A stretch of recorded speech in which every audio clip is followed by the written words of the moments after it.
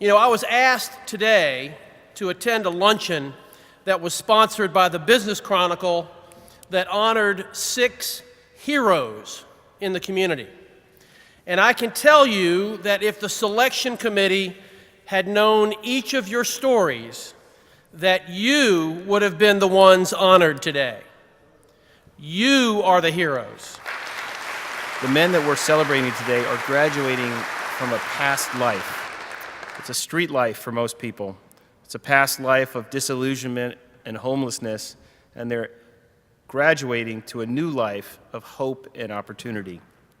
Now, not all the men have come back today for this graduations. We're celebrating about 127 men. About half of them are here. Some have moved on and don't really want to look back on this time in their life. And others are just working and they can't get off from their shift. So we understand, and we're happy for the people who are here and happy for the others who aren't here. So I admire and respect each of the people, the graduates who are here today. Many have never graduated from anything before. So we're having a graduation today. We have a speaker, a ceremony, and we even have a song at the end, because that's what you do at a graduation. Now, a couple years ago, I went up to see a former mayor of Atlanta, and I told him about an idea that I had for a homeless program. And I described it was going to be a work-based program, 6 to 12 months. We're going to go to employers and we're going to try to convince them to hire guys who otherwise would not qualify for jobs. And he looked at me and he said, "Well, that will never work." Well, this is our 3rd graduation. I remember our first graduation. As Bill mentioned, there were 18 guys that graduated. We had about 40 men in the program. And to look over time and to see this edifice just about full with men that have made the decision to change their lives and to take personal responsibility, this is truly awesome. Guys, you should be very proud of yourself. You should be very proud of the hard work because it has paid off. Give yourself a hand. The power of human empathy. All too often we overlook, we undermine, and we abandon the power of empathy. Today, I believe the predictable endings have been changed. And we get to witness, we get to be invited by the sight of what we are witnessing to be part of that change. In the wake of a world that seems sometimes that we're drowning in calamities, and our purpose is somewhat eroded by the calamities in which we witness. It is this empathy that makes us believe once again that life is important, that there's something that is more surmountable than the problem or the circumstances that is confronting us. It is that which gives us hope. You know, I heard the gentleman speaking. He said, homelessness. Homelessness is easy to succumb to when you have no hope. It is empathy that provides the means, the medium to a person receiving hope. There's no tragedy that is worse to think that no one believes or cares for you. You know, what makes, any of y'all watch basketball, what makes basketball so very important, the greatness of the team is that they play for the name on the front of the shirt, not on the back. You know, it is today that we witness the collective actions of people saving lives through the power of empathy. This is an amazing thing that is happening today, that we're getting to witness. And if you take nothing else home, take home the fact that someone has put something into your life that you should be eager to put into somebody else's life tomorrow. You know, the most important thing that I have learned is to learn from my mistakes. I might make a mistake that I made in the past, I might make it again. But when I make it again, I see it and I acknowledge it and I make sure that I do not make that same mistake again. And that's the good thing about growing and developing into a better person, to be there for my little daughter.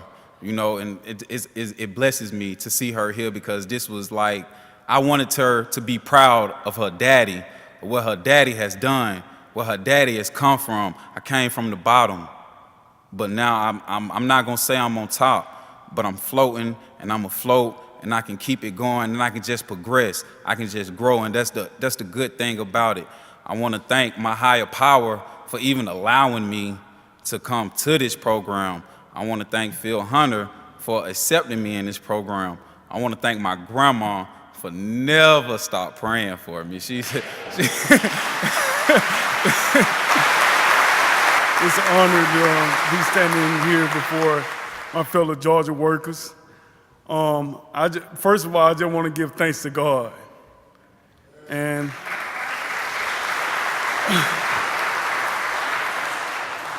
I just want to give thanks to the Georgia Work Program for what they did in my life, where I'm at in my life right now.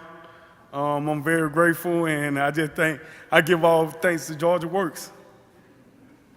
And that's it. I've experienced homelessness several times. And it was like Kim Bray would say, you get the girl, you get the car, you get the job, you get the money, and you got it. That's it. That's all you need. But there was a whole lot of other things going on that needed to be addressed, and I wasn't addressing it. So every time I got those things, you know, I lost my humility. I became arrogant once again, selfish once again, self-centered once again, and just was just very hard to deal with. And then everybody would run, I would fall apart, homeless again. That's what it was like, years of that.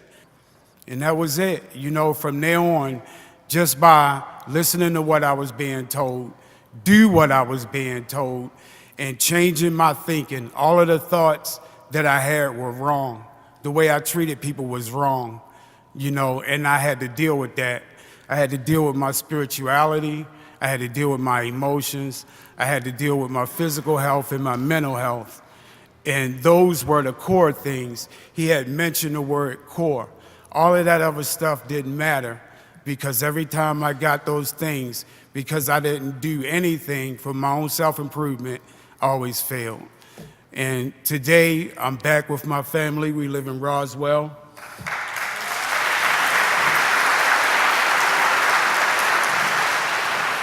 What it's like today is I get up in the morning, I may iron my wife clothes, make her some breakfast, make lunch, make my niece something to take. I drop my youngest girl off at the bus stop, swing back around, take my oldest girl to the bus stop, and get myself ready for work. And I've done that successfully, and now they're asking me to train to move from a groundsman to a punch tech operator. Yeah. This night is about you, but we would be remiss if we didn't also recognize that it's about all the other people who've helped make this possible. Now, success, and that's what you are now, a success, has many fathers. But this success, the godfather, is Bill McGahan. And I think we all owe Bill a hand and an expression of our gratitude. And now, as we close our program, I think our graduates deserve one more standing ovation and one more round of applause. Congratulations.